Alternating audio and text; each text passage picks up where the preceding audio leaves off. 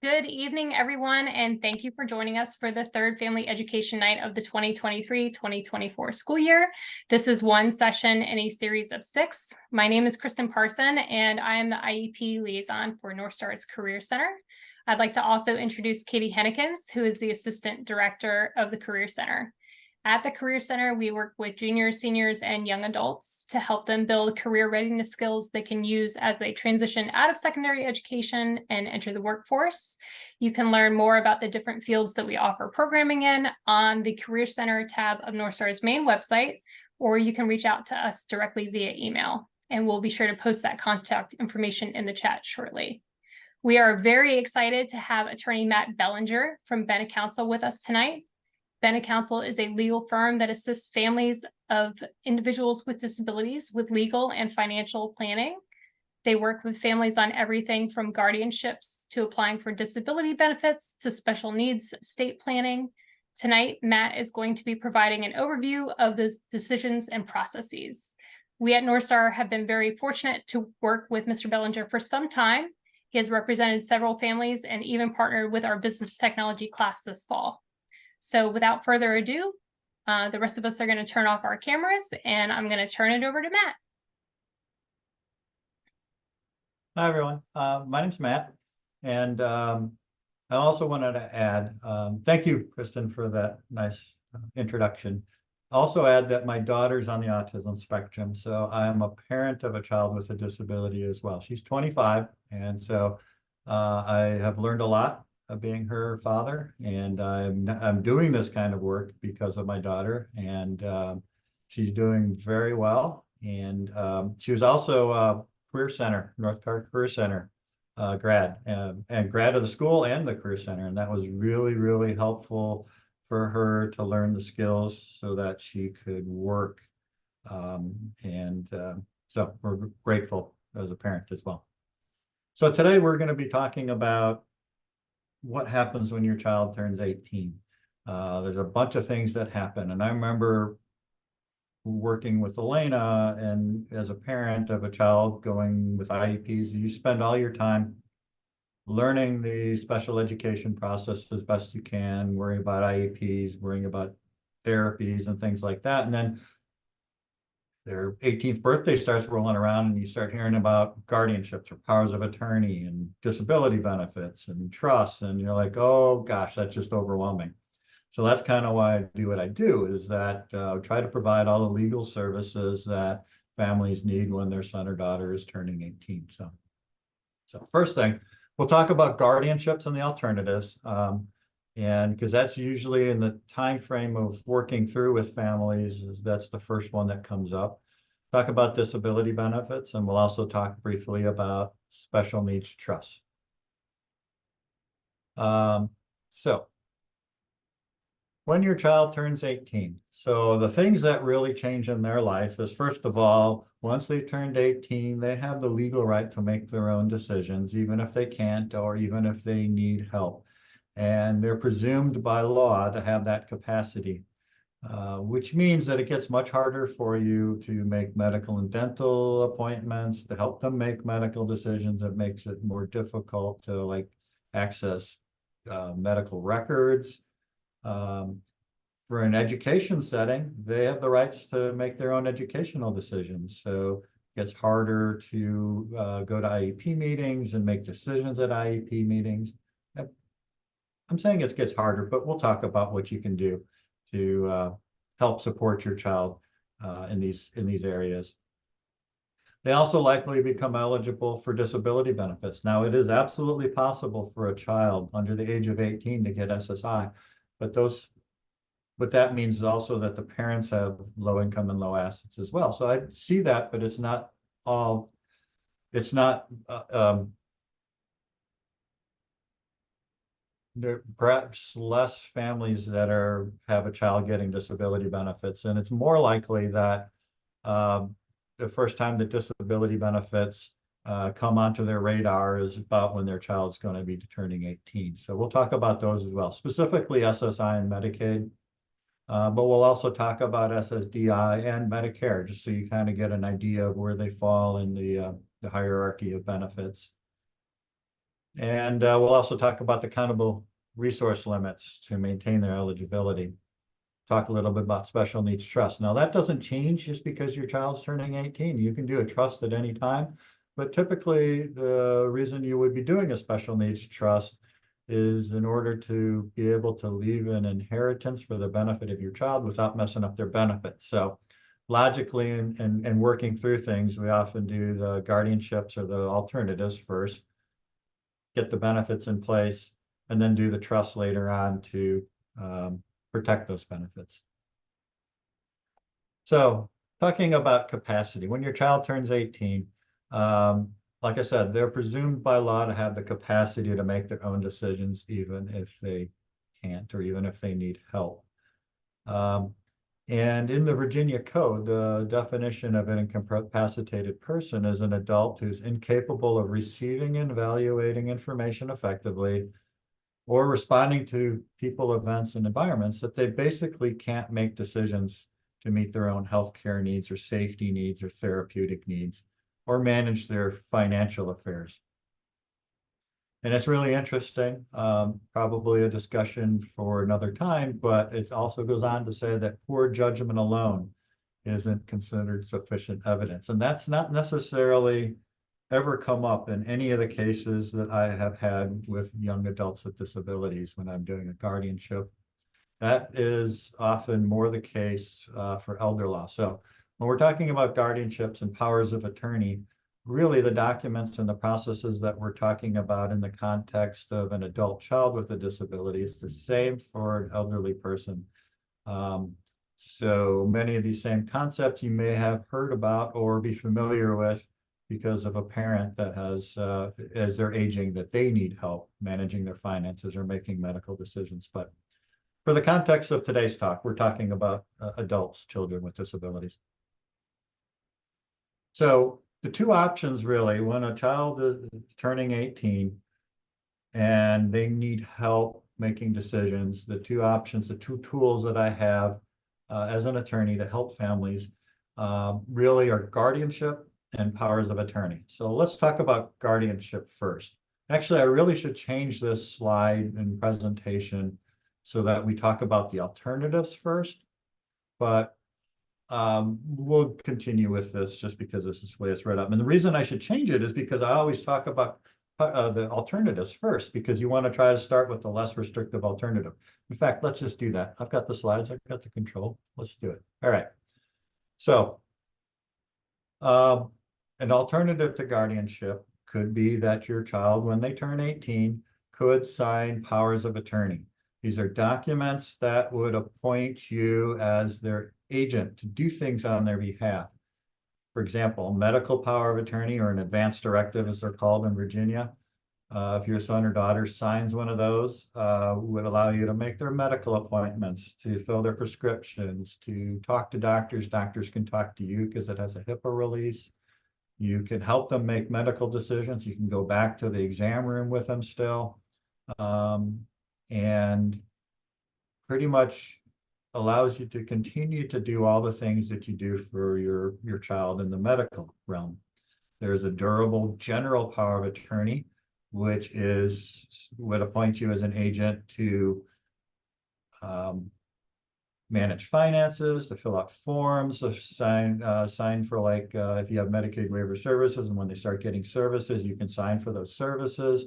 You can go to those meetings, and you can fill out their Medicaid applications and things like that.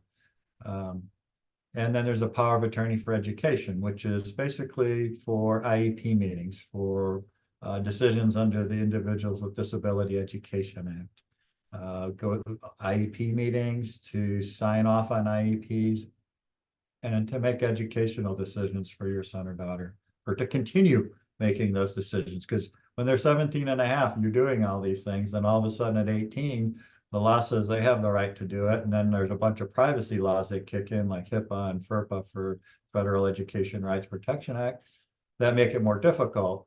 But a power of attorney can make it so that you can continue to do all these things. Now, with a power of attorney, and the reason I start there usually when I'm working with families, to look to see if they're applicable, if they'll work, is that they do not take away your son or daughter's rights to make their own decisions. What they do is they appoint you as an agent to do things on their behalf, so they don't have to. You can still do it with them. In fact, that in many cases, you will probably do it with them just because you want them to continue to learn how to do things for themselves. So for example, we have a medical power of attorney for our daughter. When she turned 18, my wife pretty much made most of her medical decisions, not decisions, but the appointments. For the decisions is kind of a joint thing. We make it with our daughter. And for the most part, if you're going in for just a normal checkup, there's really not a whole lot of decisions that need to be made, just in reality. But now she's 25 and she makes about half of her own medical appointments. So it doesn't take her right to do things. And we want to encourage her to continue to learn how to make her medical appointments and feel comfortable doing so, because we recognize that there will come a day and time where we're not necessarily going to be around to help her do those things.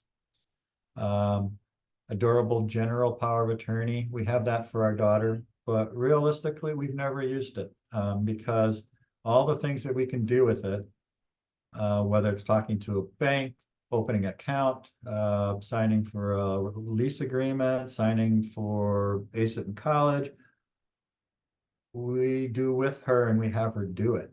Because those are the kinds of things that we want her to learn to be able to do herself. But we could certainly, with a durable general power of attorney, have signed these things as her agent under the power of attorney. And so the legal capacity required to sign a power of attorney to be effective is that the person, they don't have to be able to read the document. They don't have to be able to understand it and tell me, explain to me, what's this medical power of attorney? What does it mean? They just have to be aware. They have to understand the authority that they're giving someone. And it's up to the lawyer that's working with you to ascertain whether or not a person has that level of capacity. And since I work solely with adult children with disabilities and their families, I like to find that level of capacity whenever I can and whenever it makes sense for the person. In some cases, it's enough if I were to ask, do you want mom and dad to help you continue to make medical appointments? And they say yes. That's often enough. And what's really interesting is I don't think that any young man or woman, when they're turning 18 and they have a disability, really understands what I, as a lawyer, am talking to them about. Because I think the initial reaction that I get from them is one of kind of incredulous, where they're like, well, what are you talking about? Of course, that's what mom and dad are supposed to do. And they don't quite understand how the law has changed and how it's more difficult. But anyway, like I said, the capacity to sign a power of attorney is that they need to be able to understand the authority they're giving you, not to be able to make those hard decisions, but just understand that they're giving you authority to help them to do things. So I had said that I like to find that capacity whenever possible, but there are some times where even if I think the young man or woman has that capacity, we may end up doing a guardianship. And we'll talk about guardianships in just a second. And what are some of those scenarios or hypotheticals? Well, the first one that comes to mind is that they have some really significant medical challenges. I have a client who I think has the capacity to sign a power of attorney, but we did a guardianship instead. She's had 3 heart surgeries, and the fear is, and she doesn't like doctors and doesn't like going to the hospital. And the fear, the concern is that she'll refuse to go if she's having another heart problem. And that's not the time to be trying to wave around the advanced directive saying, but she signed here and I get to help make decisions and do that. So we did a guardianship in that case. And that's the only one that I've done for specifically just for the heart condition and not wanting to go to the doctor. But it also could be where you get frequent or you have some medical care scheduled out of state. Minnesota and Massachusetts, Boston, they seem to have a specialty hospitals in those areas where I've had clients that are going to them, and they aren't going to recognize a Virginia medical power of attorney. So we will end up doing a guardianship to help facilitate that medical care. So that's one area where sometimes we'll end up doing a guardianship because of medical challenges. Another sometimes is behavioral, especially for somebody that has some mental health issues, either through bipolar disorder or schizophrenia, because it's really hard to get them the help that they need with a power of attorney as opposed to a guardianship. And those are really the two areas where we will tend to lean more towards guardianship than a power of attorney. But when I'm working with families, it's your decision. It's not really the attorney to decide. If I feel that the young man or woman, your son or daughter, has the capacity to sign a power of attorney, yet there are some extenuating circumstances that may indicate a guardianship, that's a decision for families. And I'd have to tell you that often families will opt to do the less restrictive. We'll start with the power of attorney. Because here's the thing, is if you do the power of attorney, and for some reason it's not working, you can still do the guardianship. You can still go back and get a guardianship. So, guardianship. So in Virginia, guardianship is a process in the local circuit court, which starts when you file a petition asking the judge to appoint a guardian or co-guardian, so more than one person can be appointed for an individual. The process is the same no matter if you're 17 and a half or 85. As part of the process, the judge will appoint a guardian ad litem, which is another attorney that's trained to work with adults that are allegedly incapacitated. Guardian ad litem's job is to represent the person's best interest, and not to be their attorney, but to represent their interests. Because it's recognized that they may not be able to represent their own interests. And what does that mean? So the guardian ad litem will meet with everyone, meet the person that needs the guardianship, look at the medical reports, and then file a report with the judge whether the person needs a guardian and whether the proposed guardians are suitable. And in cases where it's parents for an adult child with a disability, that's really kind of yes, and it's a formality. The guardian ad litem is very much a formality, but it's an important step in the process, and it's an important step to make sure that people aren't getting guardianships unnecessarily. Like I said, there's medical reports that have to be filed with the court and with the guardian ad litem. And then once the judge signs the order, the guardians then have the legal authority to make decisions for the person after they've turned 18.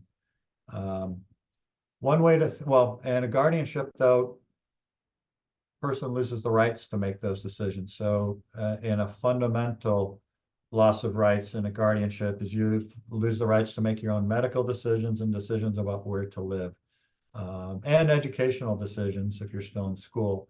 Because if a person can make those decisions, they don't really need a guardianship. The other rights you lose are the right to drive and the right to vote, although we can get courts often to allow a young person to maintain those rights or retain them. The right to vote is easier than the right to drive. Court judges tend to be a little bit more cautious in that area, because when a young man or woman with disability turns 18, they're not usually ready to drive. In fact, they may not even have passed the learner's permit test yet. And so it's more aspirational at that point. And judges will often say, well, you know, I know what you're asking, but right now it's not a good idea, because you can go back and you can restore rights. And I've done that a few times to restore the right to drive. And typically it's 3 or 4 years after they've got the guardianship. So they might be 23, 24, 25. They're out of school, they're working part-time with a job coach. They really want to drive and it's going to be helpful for them to get to and from work. And many of the cases where I've restored the right to drive, they're pass the learner's permit test, and they're slated to go to WWRC, Wilson Workforce and Rehabilitation Center, for the driving school, and we just got to get the right to drive restored. And in those cases, the judge is like, absolutely, show me the amended order, and they sign it. So you can restore the right to drive and the right to vote. You also lose the right to own a firearm, the right to out and marry without the guardian's permission, and the right to sign contracts. Now, the right to sign contracts isn't something that's actually more protective, and that's not one that I've restored. The right to own a firearm, that's not one I can restore, so you lose that right. But generally, since it is so much more restrictive, if we can, we do the powers of attorney. In fact, so much so that 2 years ago, the Virginia General Assembly changed the Virginia Code, now requires that guardian ad litems report to the judge whether a power of attorney would be a viable, less restrictive alternative to a guardianship. And if not, they have to state why. So we changed our procedures at that point to amend our petition to kind of give the guardian ad litem all the language that they need to help, if we don't feel that the young person has the capacity to sign, that's one thing. If we feel that they may have the capacity to sign, then we've got a number of reasons why we're still doing the guardianship. And like I said, it could be medical, it could be behavioral, or it could be that we tried the power of attorney and it failed for some reason. Now, the only time that I've had a power of attorney fail is a medical power of attorney for young adults, for any age actually, that are having severe mental health issues.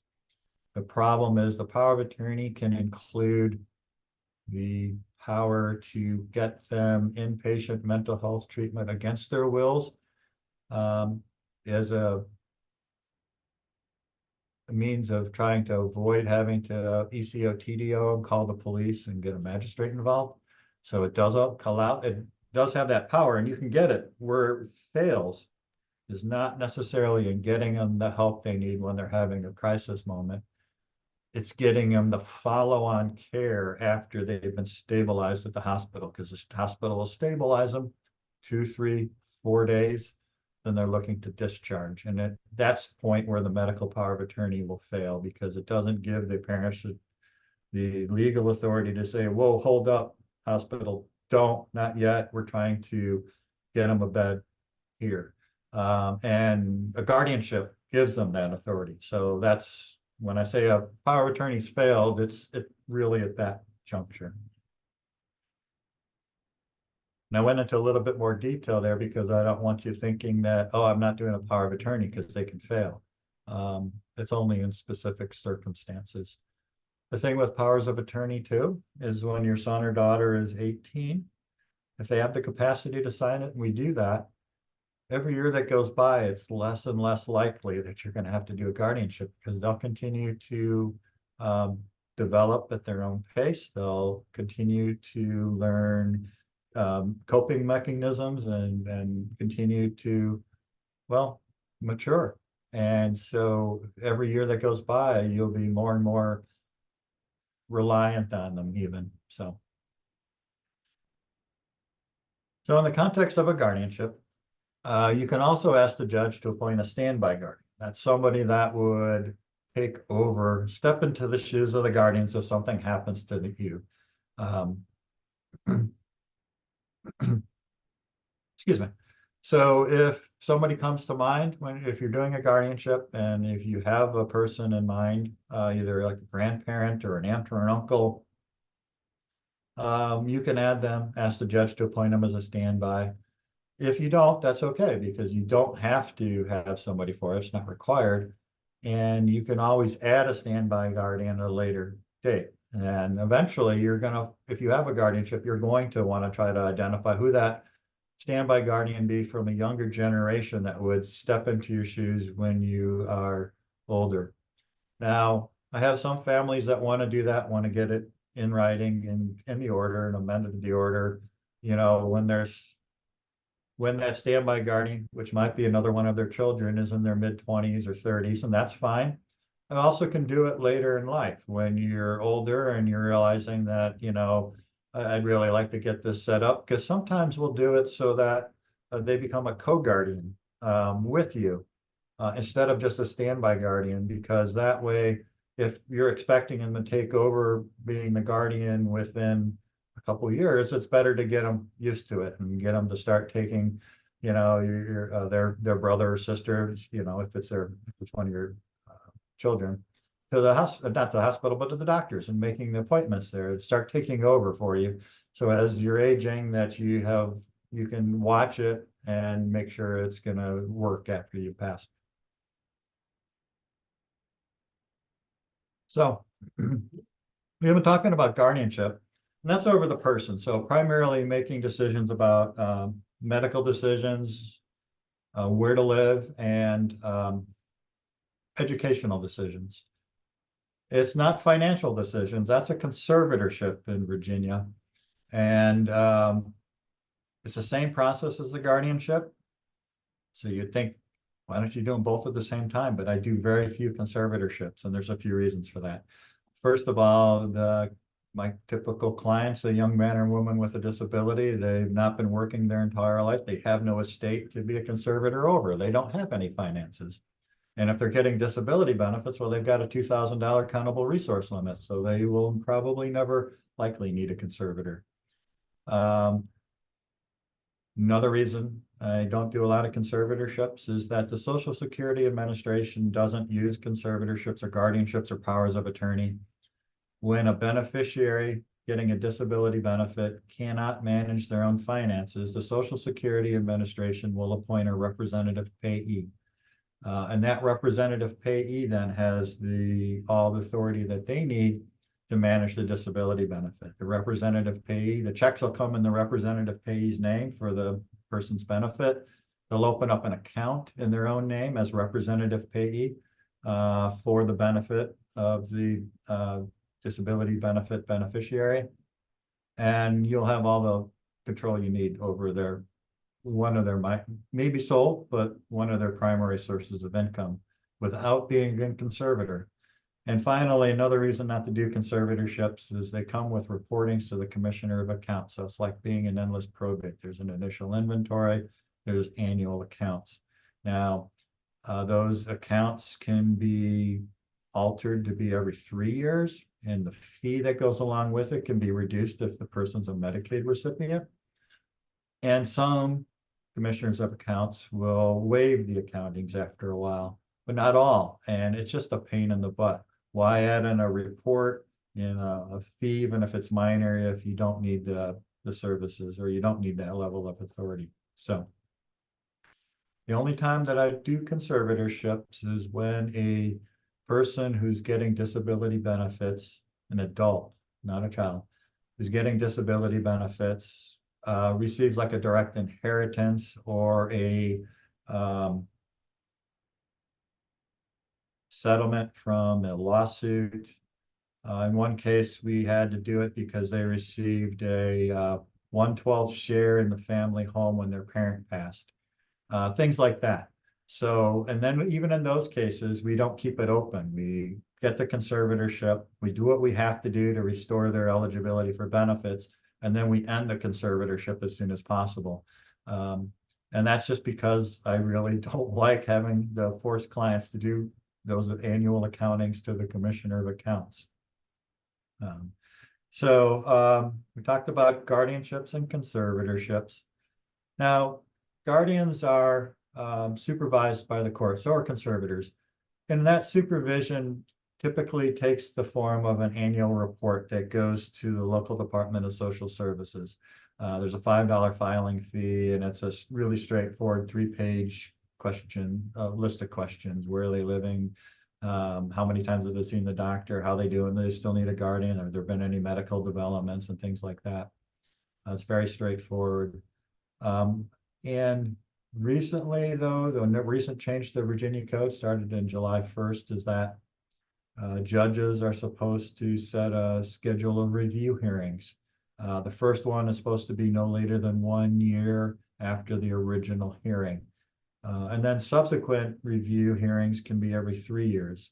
Now, don't quite know how that's going to play out. I have 3 cases where we've got review hearings in a year, so I'll learn from those. That requirement can be waived though. And for most of my cases, the judges are waiving it because it doesn't make sense, especially when we're talking about an adult child with a disability that's going to be lifelong. And it's parents that are getting the guardianship. There's no reason for the court to come back in a year and say, is everything okay? Do you still need the guardianship? And are you doing what you're supposed to be doing? So I think that requirement is probably more applicable. The General Assembly, unfortunately, didn't give us any guidance as to what their intent was there, but it may be more for public guardians and for private guardians, like attorneys that may be guardians for a number of people. I have more and more, I have a growing feeling though that requirement was added as kind of a knee-jerk reaction to, oh my God, we got lots of guardians, who we restore some rights, and nobody's asking for that restoration of rights. And so either way, like I said, for the review hearings, most of the time I get those waived. Sometimes we have them because either the judge wants it or it does make sense. So sometimes it does make sense. So for example, in a case where we started with a power of attorney, severe mental health issue came up, realized we need the protection of a guardian and the decision-making authority of a guardian. We do the guardianship, but that's at that time when we actually asked the judge, can we set a review hearing? Because if everything goes right, we'd really, really, really like to restore the young man's rights. Because we didn't want to take them away in the first place. We were here because we had to, because of the mental health issues. But so guardianships, powers of attorney, I think we've covered that. And if you have any questions right now that you want to send to the chat room that are more specific to guardianships and powers of attorney, please feel free to do so. And we'll have questions later too. So if you have more that you want to ask at the end of it all, that's fine. All right, Matt, I'm not seeing any questions pop up in the chat so far, so I think we're good to keep going. But as Mr. Bellinger said, you'll have the opportunity to ask questions at the end as well. Oh, actually, I think Katie has a question for you. Yeah, can I just ask one quick follow-up about restoration of rights? You had mentioned firearms. Are those not ones you've seen rights restored with those before? Because I've had a few questions from that about parents in the past. Right. So the Virginia Code is pretty clear that the person loses the right under a guardianship to own and possess a firearm. And so there isn't anything in there that says that can be restored.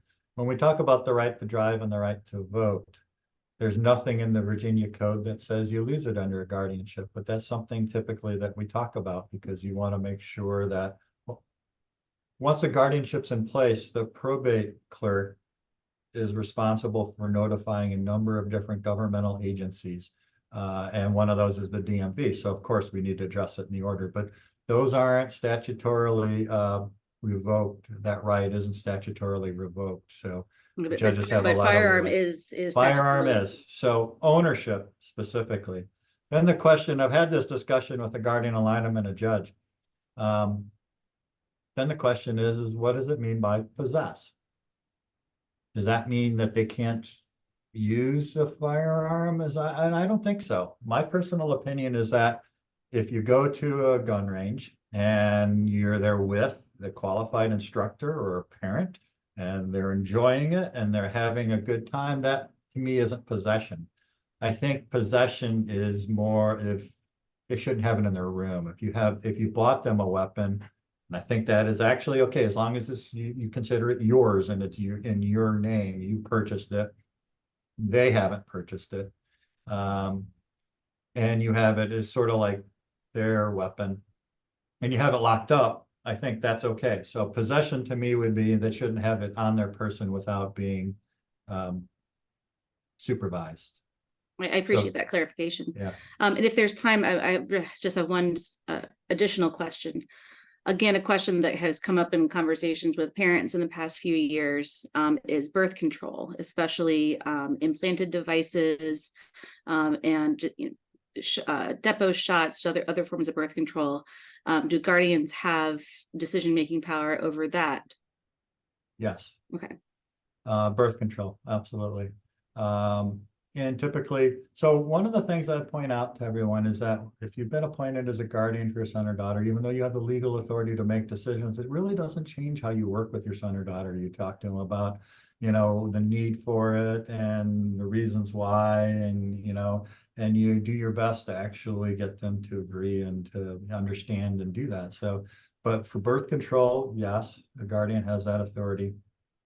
Not for something like sterilization though. Okay, so something like that, another prohibition for a guardian without legal authority, it has to be in the order, and it's not something I've had to do yet, and is electroconvulsive therapy. So there are some treatments that a guardian can't do without the judge agreeing to it in the order. So I was going to say without the judge putting it into the order, but in circuit courts in Virginia, the attorneys write the orders. So it would be me putting in the order for the judge to sign, but we'd be talking to the judge about the need for it, proving the need for it. There's additional medical support we need to provide for something like that. So there are some limits to the medical decisions, but those are the only two that come to mind. Okay. Thank you. I really appreciate that. Okay. All right. So another thing that likely changes when your son or daughter turns 18 is their eligibility for disability benefits. And the ones we'll be talking about here today will focus on income, SSI, SSDI, and this childhood disability benefits, that has been recently renamed to disabled adult child benefit, and I got to change my slide. And that's a much better name for it. It's childhood disability benefit implies that it's for somebody who's a child, and it's not. It's for an adult child disabled before the age of 22. Like I said, we'll talk about that. And we'll also talk quickly about Medicaid and Medicare to kind of flesh out the differences. So SSI, most people kind of get an understanding is that it's supplemental security income. It's for persons who have a disability, who are blind, or over the age of 65 that have low income and low assets. The asset limit is usually the one that you have to watch the closest, and that's $2,000 accountable resources.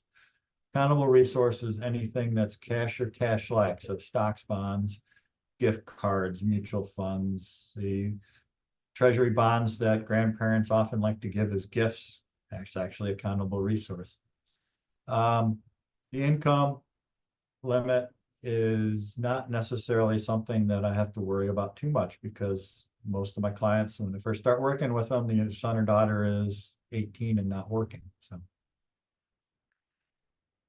and the reason being that they're not likely eligible prior to the age of 18 is if they're under the age of 18, the parents' income and assets are deemed to be theirs. So that parental deeming of income and assets ends though when your son or daughter turns 18, and it's just their income and just their assets. So that's why they likely become eligible when they turn 18. You'll want to apply after they turn 18. There's really not any good way to start before they're 18, and it doesn't speed the process up at all. And the other thing is that once you've applied, it usually takes the Social Security Administration about 4 months to make a decision. But those 4 months, there'll be a back benefit if they're found eligible. So it's, like I said, it's been a while since I've had a client report that they were able to get the Social Security Administration to take the application prior to their son or daughter turning 18. But those times where they have in the past, they said it just messed everything up because it's the forms and the system is looking to get the parents' income and assets still, and you got to try to trick the system without it. And there's just no real good reason. I can't think of any good reason to start the process prior to your son or daughter turning 18. So after they turn 18 is when you want to apply. Which brings up a really good point that I didn't mention about guardianships and powers of attorney. When do you start that? So we'll skip back to that really quickly. The earliest you can apply for a guardianship is 6 months prior to a person's 18th birthday, so 17 and a half. And that's about a good time to start thinking about it, to talk to an attorney, to get their opinion. Takes me about 4 months to get a guardianship in place. There's no difference in the process, whether it starts and it finishes before a person turns 18 or after 18. One of those kind of lingering misconceptions that I hear periodically is that it's so much easier if you do it before they turn 18, and you got to get it done before 18, and that's just not the case. Now, I try to get it done before 18 because for many parents, it's an issue of, brings them a little anxiety. What happens if they're 18 and they can make their own decisions? And we got the guardianship process. My observation and my experience is that nothing happens, that entities know that you are getting the guardianship, and they'll treat you as if you've already had it already. So they'll just say, give me a copy of the order when you get it. But anyway, earliest you can start is 17 and a half. For a power of attorney, we can start before they turn 18, but we have to, and we can get the documents already, but we have to wait until after they turn 18 because they don't have the legal capacity to sign a document prior to the age of 18. After they have, after their 18th birthday, they do. And so we do it right after their 18th birthday. Okay, so back to SSI. Sorry for skipping around like that. Again, it's for persons with disabilities or blindness or over the age of 65. And it's meant to pay for room and board, to help pay for room and board. The maximum benefit is $914 in 2023. It goes up to $943 next year. And you've probably heard that you'll want to charge your son or daughter room, for room and board, charge them rent after they get SSI. And there's two reasons for that. One, well, our federal government, our politicians have decided to load SSI up with all sorts of stupid little rules. And one of those stupid little rules is that since it's meant to pay for room and board, if it's not going to pay for room and board, there's a 1/3 reduction. And the Social Security Administration always starts a new applicant, a new beneficiary with that 1/3 reduction. So instead of getting $943, you'll get 1/3 less. Your son or daughter will get it. But I say you because you'll be the rep payee, right? We talked about representative payee, so you'll be managing their funds and it'll be 1/3 less. So if you then tell the Social Security Administration that you're charging them for room and board, that they'll increase it to the full $943. So that's one reason to charge them for room and board. The way to figure out how much to charge them is to add up all your housing expenses. So mortgage or rent, plus gas and electric, water, sewer, if you're paying for those, plus food for the month, and divide that by the number of people living in your home. And that'll be your child's fair share. And that's what the Social Security Administration calls it, fair share. That number should be hopefully someplace between $650 and $800 a month. That's gonna meet kind of the sniff test with the Social Security Administration. Now they'll likely say, how'd you figure that number out? Well, you'll say, I added up all my housing expenses plus for food for the month and divided by the number of people living in your home. Sometimes that's enough and they'll just change it. They'll often ask, well, I need to see, I'll need to see a mortgage statement, and I'll need to see an electric bill and a gas bill. So have them available. If they ask for it, give it to them. Treat these negotiations as like it's an interrogation. Whatever they want, get them, answer their questions and give to them, but only give them what they ask for. And sometimes they'll want a little bit more, but not normally. If you give them the numbers that you figure, how you figured out your son or daughter's fair share, that's typically enough. An issue will come up is if the fair share that you calculate is over the maximum benefit, because even $1 of in-kind support and maintenance, that's what causes the 1/3 reduction. Even $1 of that causes the 1/3 reduction. So you'll need to try to work it out so it falls within, like I said, that range, 650 to 800. And if you've got to get a little creative in which month's rent, not rent, but gas bill and which month's electric bill, try to use the same month so it doesn't look like you're cherry picking too much. But like if we have a really mild March, you might use the gas and electric bill from March and say, yeah, well, see, I figured it out, and that's what it is. So, and the other reason, I said there was two reasons why you want to charge them for room and board. Well, remember, they have a $2,000 accountable resource limit. So any money left in that representative payee account at the end of the month counts against that limit.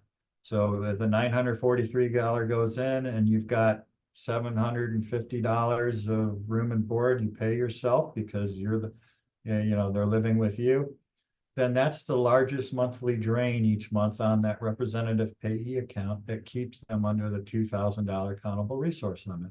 Once the money is yours, it's yours to do whatever you want with it. And you're already supporting your son or daughter with the disability. You're already paying for those things. So you shouldn't feel bad about charging a room and board because you really have to do it for those two reasons. And as we talk at the end here, if you do feel bad about it, well, then just think about the way that with special needs trusts, when you pass, you'll be giving it kind of back to them. It'll go into their trust, so it'll be there for them. So just a little bit more about SSI. Another one of the stupid little rules that come with it is that if your son or daughter when your son or daughter starts working, they've been to Career Center, they're going to start working, they're going to start earning some income, then their SSI will be reduced based on that income, but it's not reduced on a dollar for dollar basis. They'll always make more money working, even though their SSI is reduced. And that's the takeaway I want to give to you today. I want you to come away with. And they'll always make more money, even if their SSI is reduced.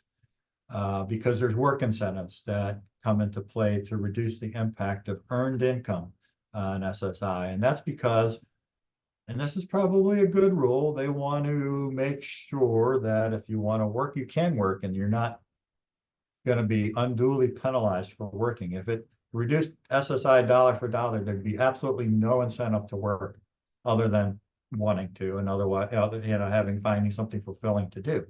But there'd be no financial incentive to do it. So they'll always make more money working, even though their SSI is reduced.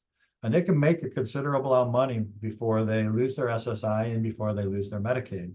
It's not really a topic of discussion for tonight, but just rest assured that they can make money, they can work, don't be afraid of work, and you can push the limits. And when I say push the limits, the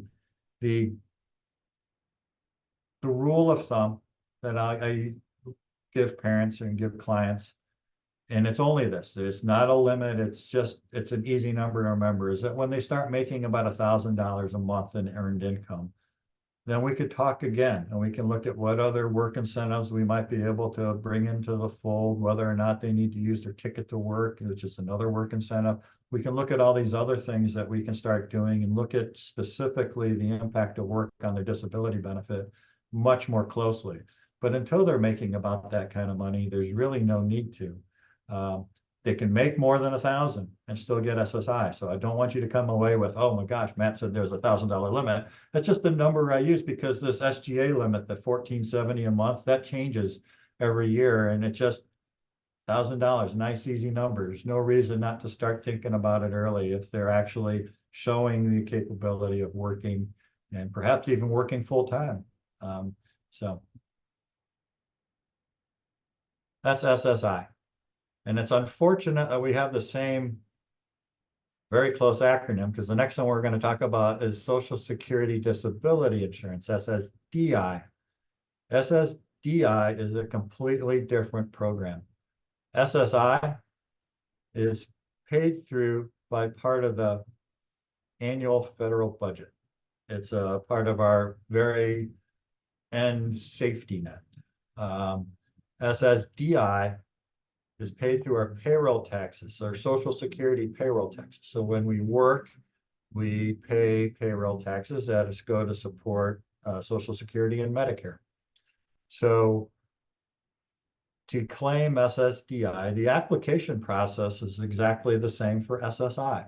And in fact, when you're applying for SSI, you're actually applying for any disability benefit for which you may be eligible. And when you look at the Social Security Administration website, one of the ways that you can apply for SSI and SSDI is online.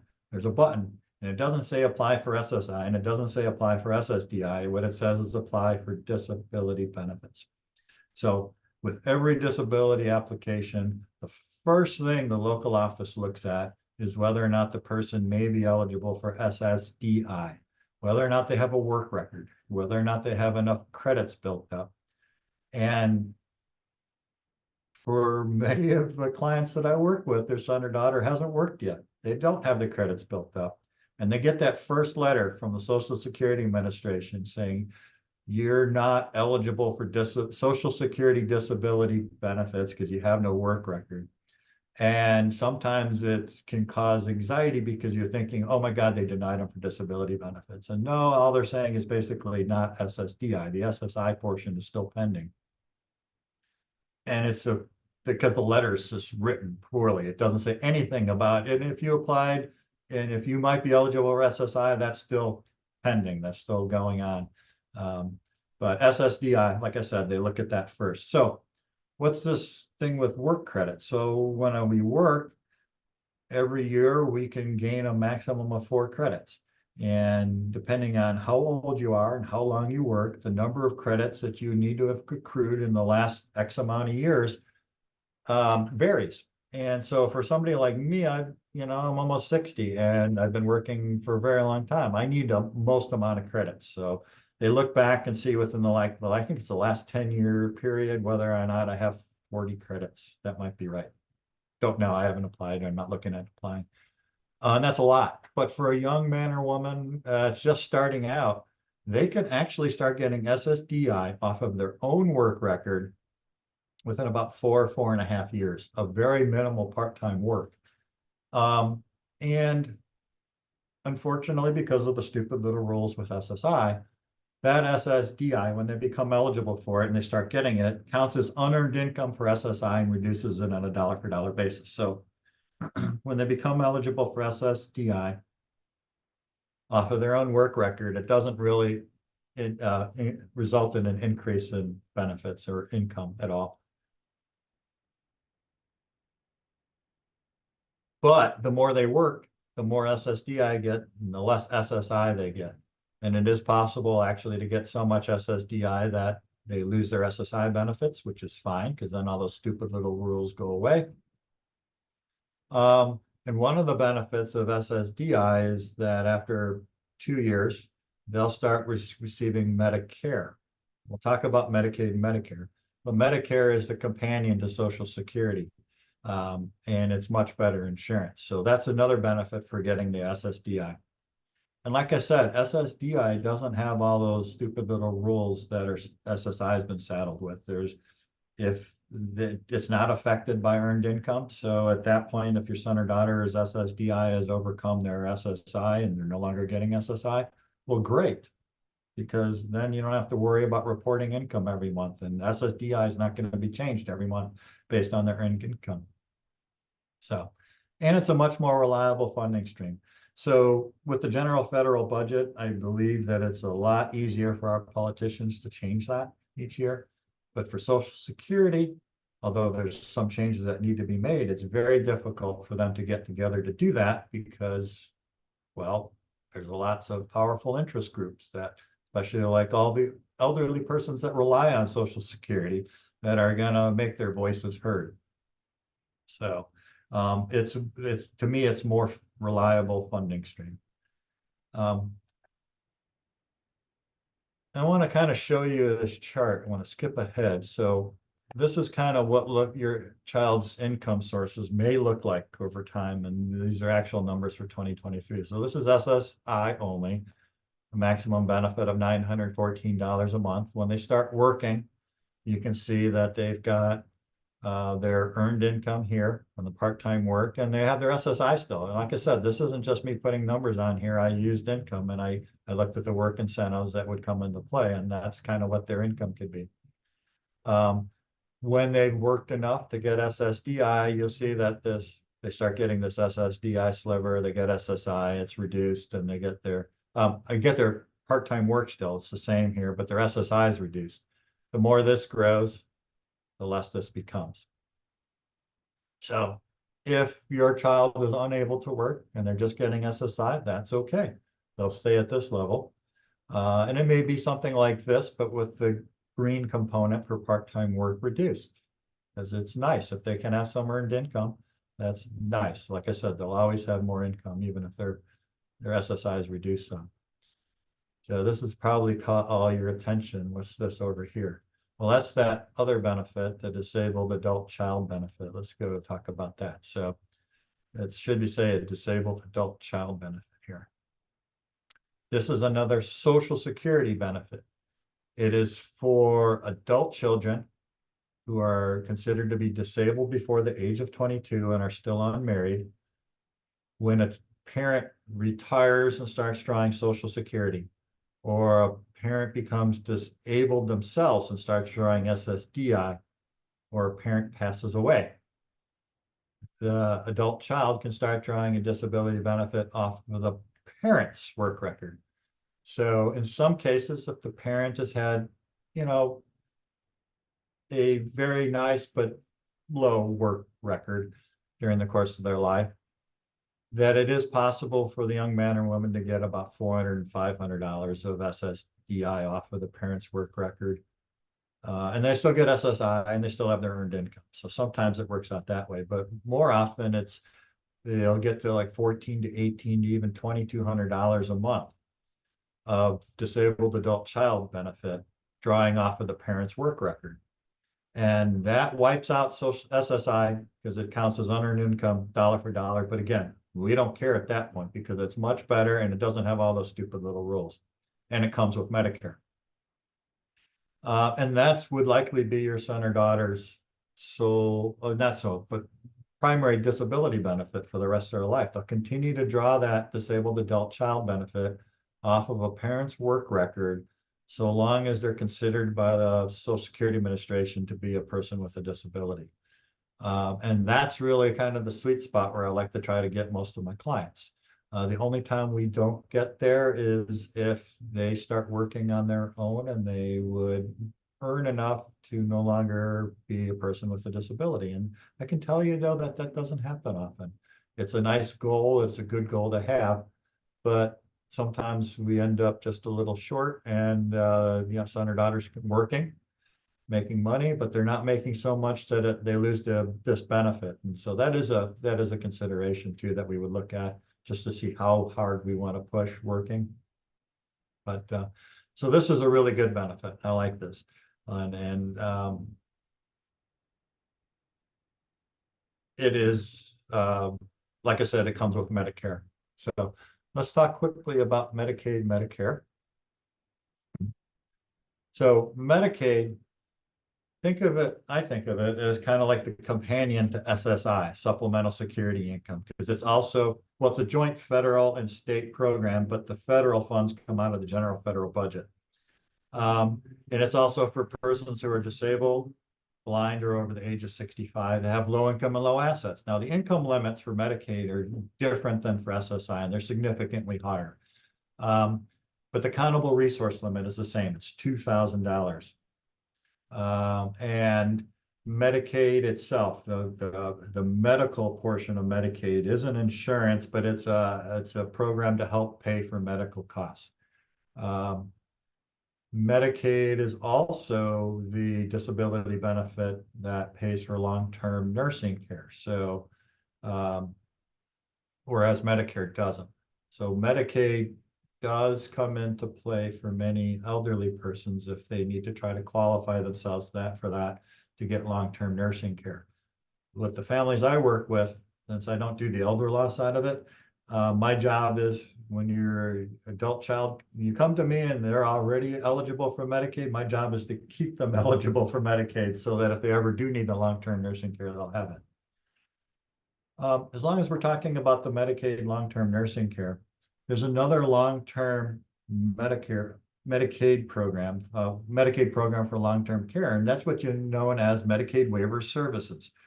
So Medicaid Waiver Services, they are for persons with developmental or disability that the kinds of services that they provide are attendant care, respite care, there's transportation services, there's lots of things that could be provided. The ARC of Northern Virginia has a really good website that lays out what all the services come with the different waivers. Many of you already have it. or not getting services, but you'll be on the DD waiver waiting list. The point of bringing it into the discussion right now is that those waiver services also have the $2,000 countable resource limit. With Medicaid, there's also a 5-year look back period when you apply for transfers for less than full market value. So that also applies for Medicaid waiver services. And in Medicaid, in the context of medical insurance and medical care, is always the last payer. So you can continue to carry your son or daughter on your personal insurance, maybe through work, until they turn 26 by law. I've been pleasantly surprised at how many of those plans, as employer-provided plans, allow a parent to continue carrying a child past the age of 26 if they have a disability. So that is also something that you might want to consider doing. But if they're on your personal insurance, then that's the first payer. That's always primary. That's always going to be first. Second is Medicare. So we talked about how would they get eligible for Medicare. So there's a couple different ways. One is that they are working and they start getting SSDI off of their own work record, and then Medicare comes with that after a period of time. Medicare then takes into the middle slot here, supplants Medicaid, pushes Medicaid down to the third level. And when a young man or woman becomes eligible for Medicare, if parents are still carrying on them on their private insurance, that's usually when I'll make the suggestion that they take a long, hard look at dropping them off of the private insurance and letting Medicare then become your son or daughter's primary. And we can look at that. There's some reasons why you may still want to carry them on private insurance, but that's often a time where you no longer need the private insurance because Medicare has come in. Another way your child or son or daughter will get Medicare is that if they're receiving disability benefits and you retire and start drawing Social Security, let's go with the best option there, then they'll get that disabled adult child benefit off of your work record, and then they get Medicare. So, and I suppose the third way they could get it, but I don't see it anyway. Those are the two ways that an adult child with a disability typically will become eligible for Medicare. And like I said, private insurance is first, Medicare, and then Medicaid. So you can still be dual, that's what's called being dual eligible for Medicare and Medicaid. And clients that I have that have a son or daughter who are dual eligible really don't use their Medicaid anymore. It's the Medicare. More doctors accept it. It pays them more. It's what our seniors rely on. It's a good insurance. It's actually insurance. So that is that's a good development when they become eligible for Medicare. I want to show that chart again really quick just to go over it so that you kind of see the income. So this is what we were talking about, SSI only. Maybe that's all they're going to do. Maybe it'll be SSI and some part-time work, which could be more or less than this. They get SSDI off of their own work record, plus their work and SSI, and then this is where the disabled adult child. Now, if they're not working, they would just get the blue portion of it. So I'm at 6:05. Are there any questions? Might as well push through and finish quickly on trust. I don't have a lot to talk about for trust because that's really not the main topic. Let's do that. Not hearing anybody. Everybody's muted, but I'm not hearing anybody say that, oh, no, I had a question. Let's do it now. So, all right. So going back to all these benefits. SSI, Medicaid, and Medicaid waiver services all have a $2,000 countable resource limit. And what does that mean? So countable resource is anything that's cash or cash-like. Does it mean the income coming in? No, income is income. Income is what comes in a month. Countable resources is what's left at the end of the month. So you want to make sure that the representative payee account, and if they have any other checking account or bank account, that in their name, if they have anything else like that, that the combination of those accounts is less than $2,000.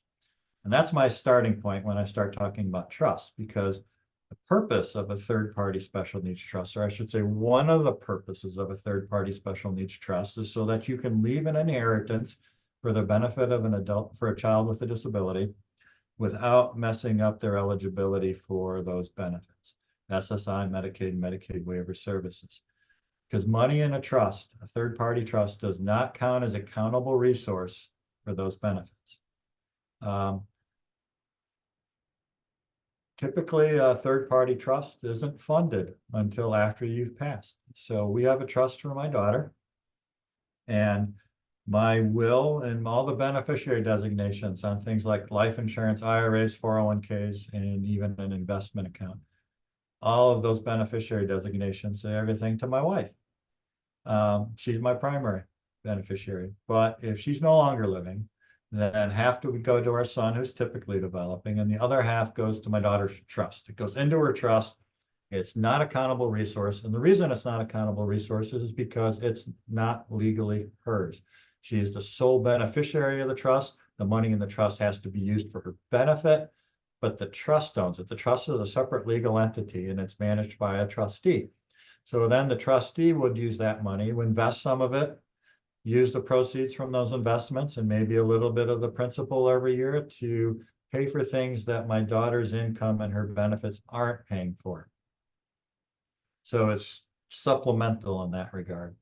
And I can tell you that from a parent's perspective, from my own perspective, as we have ups and downs in my daughter's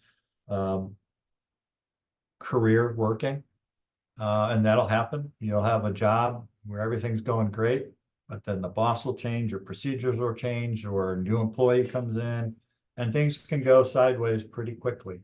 And when that happens, and it's happened to my daughter, she recovers, and you try to take 2 steps forward, even if there's a 1 step back.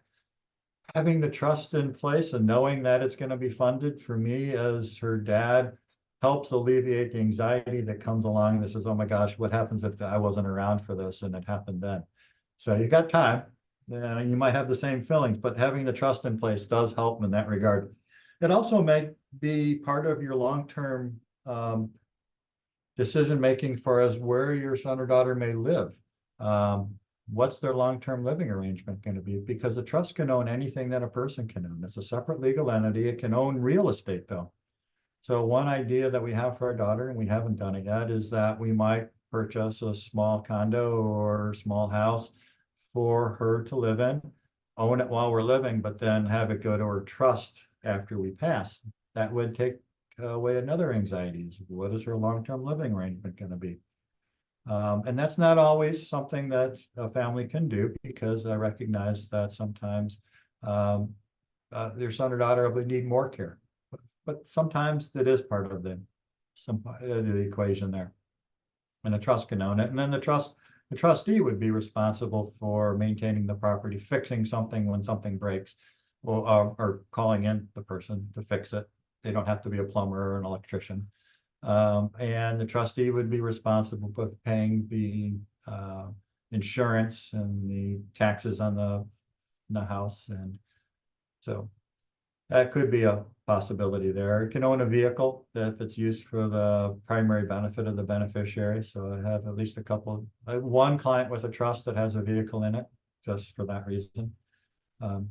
And a good thing about a third-party special needs trust is that it has no Medicaid payback clause to it, meaning that when the beneficiary passes many, many years from now, the money that's in the trust will go to whomever it says in the trust agreement. Typically other family members. For my daughter, it's to her kids if she has any. We don't know what future will bring. And then if not, it goes to her brother and his family. So it stays in the family. It goes to whomever you say it does in the trust agreement. There are other types of trusts. There's a first-party trust that I'm not going to really talk about much, and that's one that I would use to qualify somebody for Medicaid if they get a direct inheritance. That's the one we don't want to use because it has a Medicaid payback clause. Last, I want to talk about ABLE accounts, and I don't have a slide for it. Should add one. But an ABLE account is a lot like a trust. So money in an ABLE account does not count as a resource for SSI, Medicaid, Medicaid waiver services. It can be invested. the money that's earned, it grows tax-free, so long as it's used for a qualified disability expense, which is pretty much anything for the beneficiary. They're really good accounts.